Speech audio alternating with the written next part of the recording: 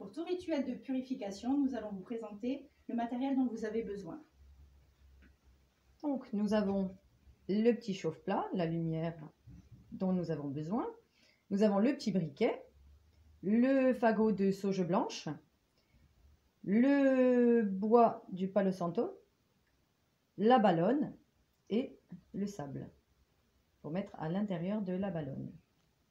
Nous avons besoin donc de tous ces éléments, c'est-à-dire que le sable, c'est la terre, la lumière, c'est le feu, l'air, une fois que c'est allumé, la fumigation, c'est l'air, et la ballonne représente l'eau.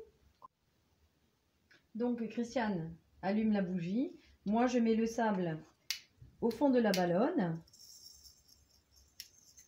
Et ça évite même que la ballonne soit un petit peu esquintée, voilà, abîmée. Hop, je pose mon petit sable. Et nous allons pouvoir commencer la fumigation. Donc, vous, on choisit soit le fagot de sauge ou le palo santo. Nous avons une préférence pour le fagot de sauge blanche. C'est ça. Donc, on l'allume.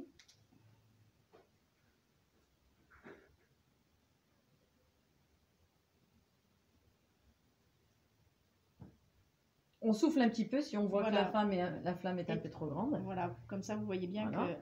Nous partons bien sûr avec la ballonne en dessous pour éviter d'en mettre un petit peu partout parce que ça va tomber par terre. Bon, c'est une seule personne qui le fait. Là, on vous montre, on est deux, mais normalement, vous pouvez le faire seul. Hein. Vous n'avez pas besoin de quelqu'un pour le faire. Hein. Donc, maintenant, comme dit Christiane, que le bâton est allumé et qu'il fume, nous pouvons commencer. commencer la fumigation. Donc, pour vous montrer, nous prenons que cette pièce. Les coins, n'oublions pas les coins car les petites énergies négatives se cachent dans les coins. Donc, n'hésitez pas de faire les contours, bien sûr. Si vous avez des fenêtres, bien sûr, le contour des fenêtres, le contour des portes. Hein. Donc, moi, je purifie aussi mes petits bracelets, bien sûr. Et hop, on y va en marche arrière. Voilà. Donc, n'hésitons pas hop, à en mettre bien partout. Hop, voilà.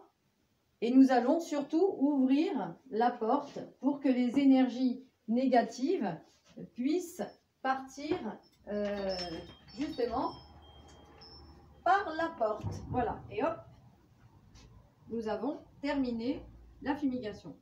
Pour la purification de l'aura, on va vous montrer comment il faut faire. Donc, la personne se met les bras, voilà. Donc, on passe autour de la personne. Sans la brûler, bien sûr. Sans la brûler, en faisant très attention. Voilà. En regardant que la sauge soit bien allumée. Donc devant, derrière, à l'arrière.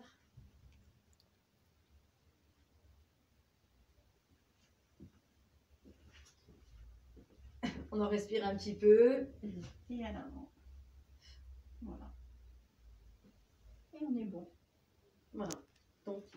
Donc là, nous reposons en fait tout le matériel nécessaire. Si la sauge continue de fumer, on la laisse continuer. Nous ne l'éteignons pas, comme la bougie. La bougie non plus. La bougie, vous la laissez se consumer jusqu'à la fin.